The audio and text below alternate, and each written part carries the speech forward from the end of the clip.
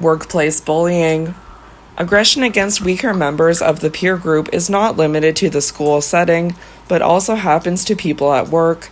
Workplace bullying, also called workplace mobbing or harassment, refers to behaviors intended to cause harm to another person at work over longer periods of time.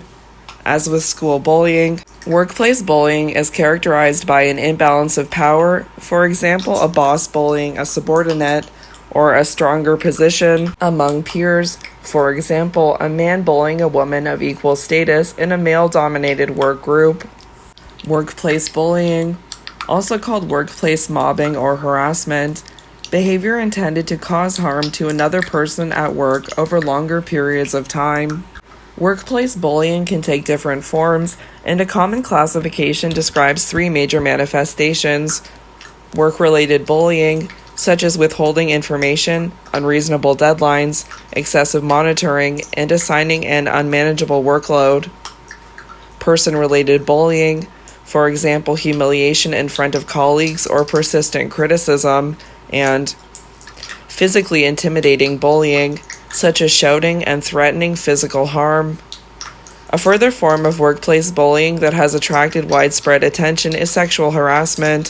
Fitzgerald, 1993, has defined sexual harassment as any deliberate or repeated sexual behavior that is unwelcome to the recipient, as well as other sex-related behaviors that are hostile, offensive, or degrading. Such definitions of sexual harassment based on the subjective perception of the target are the most common approach in psychological studies of workplace sexual harassment.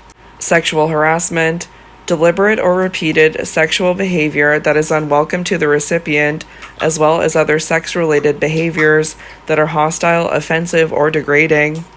The most common way of measuring workplace bullying is through self-reports of victimization, as exemplified by the revised Negative Acts questionnaire.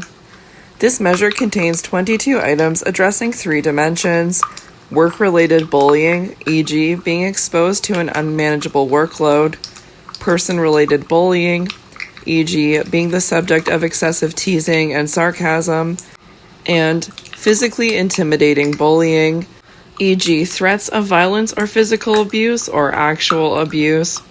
Substantial correlations were found between victimization scores on the NAQR and psychosomatic complaints and intentions to leave. Theoretical explanations of workplace bullying focus on the concepts of stressors, stress, and strain. Stressors are measurable properties of the work environment. Stress refers to the subjective experience and representation of these stressors by the individual, and strain describes how the individual responds to the stressors. The research reviewed in this section demonstrates how stressors, such as ill-defined roles, interact with stress, such as a person's affective negativity, to increase the risk of workplace bullying and adversely affect individual well-being and organizational functioning. Theoretical accounts of sexual harassment as a special form of workplace bullying claim that gender inequalities in society at large are reflected in gender hierarchies in organizational contexts, making sex-related aggression an easy option for asserting status and dominance. Prevalence of workplace bullying. Compared with the large number of studies that have addressed bullying at school, workplace bullying has been less well researched. A meta-analysis by Nielsen et al. 2010 established that on average, 15% of employees report experiences of workplace bullying. However, the rates varied substantially, not only due to differences in methodology, but also in relation to geographic regions. Lower rates were found in studies from Scandinavian countries compared with studies in other European countries and a small group of countries outside Europe. A large-scale study involving employees from 44 countries established higher prevalence rates of workplace bullying in poorer countries. A wide range of prevalence rates of experiencing adverse social behavior at work is also documented in the 6th European Working Conditions Survey. Across all 28 EU member states, the 5 EU candidate countries, and Norway and Switzerland, The prevalence rate of adverse social behavior experienced at work was just over 15%, with the lowest rate, 2.5%, reported in Albania and the highest, 26%, in the Netherlands. Whether the range is due to actual differences in the occurrence of workplace bullying or reflects differences in the tolerance of these behaviors or the willingness to disclose them cannot be decided on the basis of the survey responses. In recent years, the prevalence of workplace bullying has been demonstrated across a wide range of occupational fields and groups, including the military, in hospital settings, among teachers, and in higher education institutions. There is some evidence that organizations with a male-dominated workforce have higher rates of workplace bullying, and that bullying rates are higher at the lower as compared with the higher end of the organizational hierarchy, but more research is needed to corroborate this pattern. In parallel to developments in school bullying, cyberbullying has been identified as a new form of workplace aggression. A study by Privatera and Campbell 2009 found that 10% of employees across a range of employment sectors reported having been bullied via electronic media over the last 6 months, compared with a rate of 34% for face-to-face bullying. A study by Kowalski et al. 2018 found that 24% of their participants had experienced cyberbullying in adulthood, and of these, 3/4 indicated that the bully had been a coworker. Based on their responses to a set of 20 items describing different forms of cyberbullying behaviors experienced from colleagues, 9.3% of participants in the study by Forsell 2016 were identified as victims of cyberbullying at work, defined as having experienced at least one form of cyberbullying per week in the last 6 weeks. Studies of sexual harassment at work have mainly focused on women as victims. Studies including both men and women show that victimization rates are indeed substantially higher for women than for men. Confirming the gender imbalance from the perpetrator side, Perry et al. 1998 found that men had a significantly higher propensity than women to engage in sexually harassing behavior. With regard to the prevalence of sexual harassment, it was estimated that 1 in 2 women will experience sexual harassment at some point in her working life. Other studies have supported this estimate. For example, O'Hare and O'Donoghue 1998 found that 69% of the women they surveyed reported at least one incident of gender harassment. Schneider et al. 1997 collected reports from women in 2 organizations, a private sector company and a university. In total, 68% of the respondents in the private company reported at least one incident of sexual harassment in the 2 years preceding the survey. Of these, 66% rated the experience as offensive or extremely offensive. In the university sample, 63% of the respondents reported at least one experience of sexual harassment, and 48% of these rated the experience as offensive or extremely offensive. There is also evidence that sexual harassment commonly occurs in combination with other non-sexual forms of workplace bullying. Risk factors of workplace bullying. To understand who is likely to be affected by workplace bullying, both individual and organizational characteristics have been considered.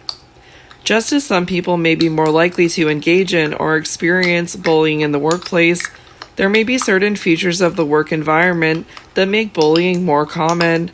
A large-scale study by Smith et al. 2003 showed that the experience of bullying at school may predispose victims to later experiences of workplace bullying. Respondents who had been victimized at school were more likely to have been bullied at work in the last 5 years than respondents who had not been bullied at school. However, it is important to note that the relationship was inferred on the basis of retrospective reports of school bullying that may have been inaccurately recalled or distorted in the light of subsequent experiences of bullying in the workplace. A meta-analysis of 90 victimization studies by Bowling and Beer 2006 found a small effect size for negative affectivity of the victim as a predictor of experiencing bullying in the workplace. Negative affectivity describes the tendency to experience distress, to be highly sensitive to negative events, and to have a pessimistic view of the self.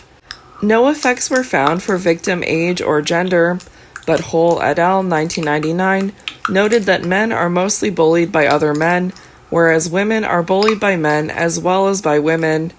Notelaers et al. 2010 found a significant but small negative association between level of qualification and experience of workplace bullying, which suggests that bullying is somewhat less common at higher levels of qualification. By contrast, some studies suggest that sexual harassment is more commonly directed at higher status women who are seen as violating traditional female gender roles and assuming characteristics that are more desirable in men. Many studies have related victimization by workplace bullying to personality characteristics, drawing mainly on the Big Five personality factors. In a meta-analysis of 101 effect sizes, a significant but small positive association was found between workplace bullying, victimization, and neuroticism, and negative associations with agreeableness, conscientiousness, and extroversion. However, all the studies had a correlational design linking personality measures to reports of being bullied at the same point in time and are therefore unable to decide whether personality is the cause or the consequence of the bullying experience. Higher effect sizes were found by Bowling and Beer 2006 for risk factors inherent in the work environment, particularly work constraints, role conflict, and role ambiguity. Lehman 1993 suggested that power differentials within organizations play an important role. He found that 37% of all bullying incidents involved a person in a senior position who bullied a subordinate, 44% involved individuals of the same hierarchical position, and only a minority of victims were bullied by someone in a lower hierarchical position. Poor leadership quality, reflected by authoritarian management methods and communication problems, is an important organizational characteristic that allows workplace bullying to develop and persist. Organizational characteristics also play an important role in understanding and predicting sexual harassment. Role ambiguity and job insecurity are critical stressors associated with increased levels of experiencing sexual harassment. Moreover, workplace bullying is more likely when organizations undergo change, possibly due to increased potential for conflict under conditions of uncertainty. In their meta-analysis, Wilness et al. 2007 found that organizational climate was the strongest predictor of sexual harassment. Aspects of organizational climate conducive to sexual harassment are lack of sanctions for harassers and perceived risks of complaining for victims, both of which are indicators of a tolerance of sexual harassment. A further organizational risk factor for sexual harassment is a masculine work environment that can be defined in terms of the workplace gender ratio or gendered power hierarchy, with a predominance of men in more senior positions. A prime example of a masculine work environment is the military, and many studies have identified sexual harassment as a problem in this domain. Another setting in which male dominance is combined with a strong power hierarchy is academia. Even though women account for a large proportion of students and relatively low-status clerical workers, men hold the majority of senior positions. Evidence of widespread sexual harassment in academic institutions has been provided by several sources. In addition to aspects of workplace structure, gender stereotypes shared at a more general level contribute to sexual harassment. An important aspect here is the difference between men and women in terms of perceiving sexually charged comments and behaviors as inappropriate and offensive. Consequences of workplace bullying. There is conclusive evidence that workplace bullying is associated with significant impairment of the victim's work-related functioning, mental health, and physical well-being, as documented in several reviews and meta-analyses.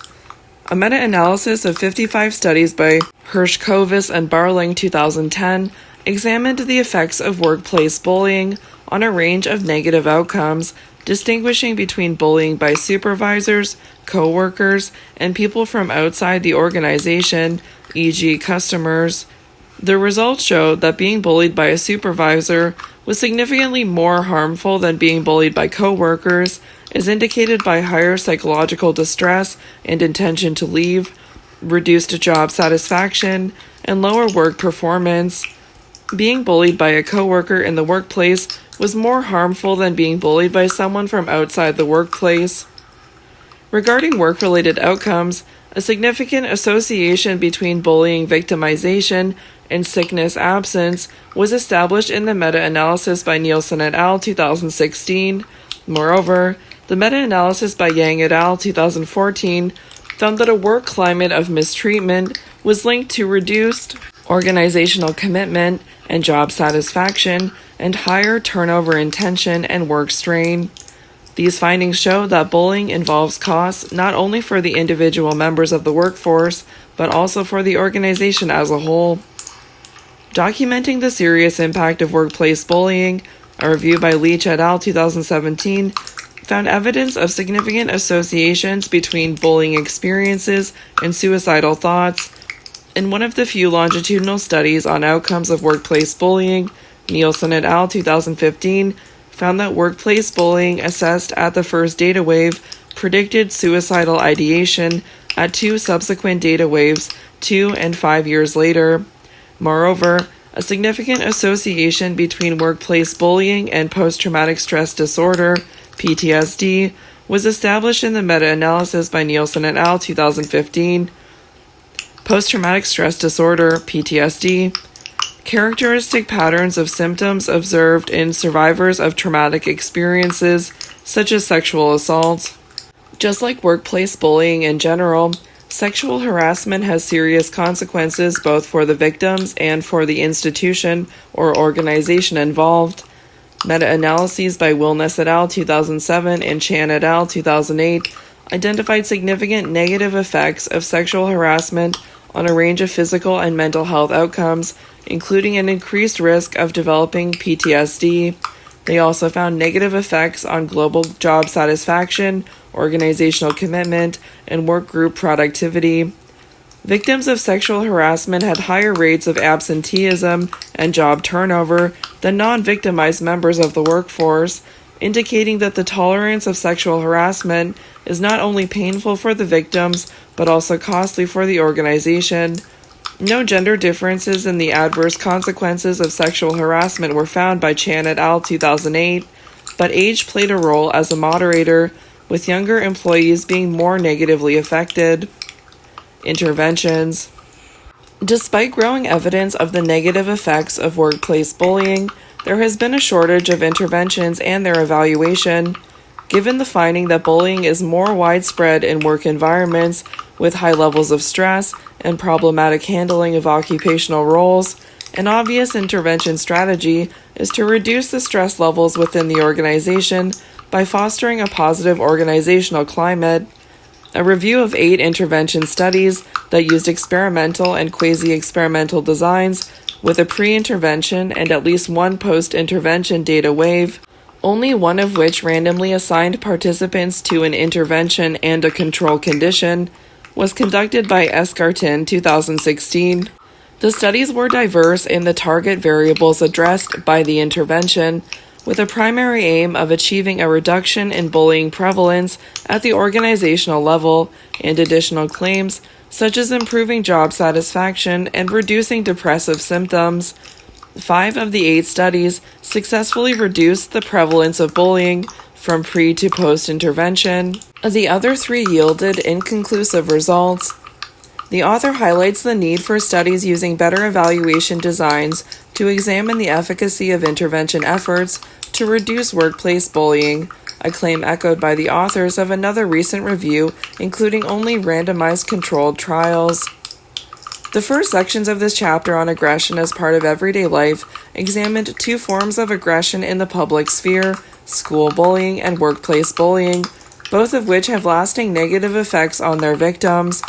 Although the research literature has provided some converging evidence, the majority of the findings are based on cross-sectional surveys that cannot disentangle cause-effect relationships.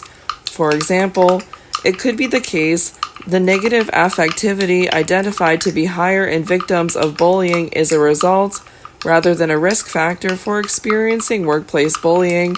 Similarly, role ambiguity could be the result rather than the cause of bullying in the workplace. Research on the outcomes of victimization is also mostly cross-sectional, thus precluding a causal interpretation of the findings. For example, it may be possible that individuals are targeted as victims because of their emotional vulnerability or lower job performance, rather than developing these problems as a result of being bullied. Research using prospective designs, for example, with children who start at a new school or employees who start at a new organization without any previous history of contact, would help to illuminate the mechanisms involved in bullying at schools and in the workplace, both at the level of the individuals involved and at the level of the social system in which they interact. Theory-based interventions are needed, and their efficacy should be examined by rigorous evaluation designs.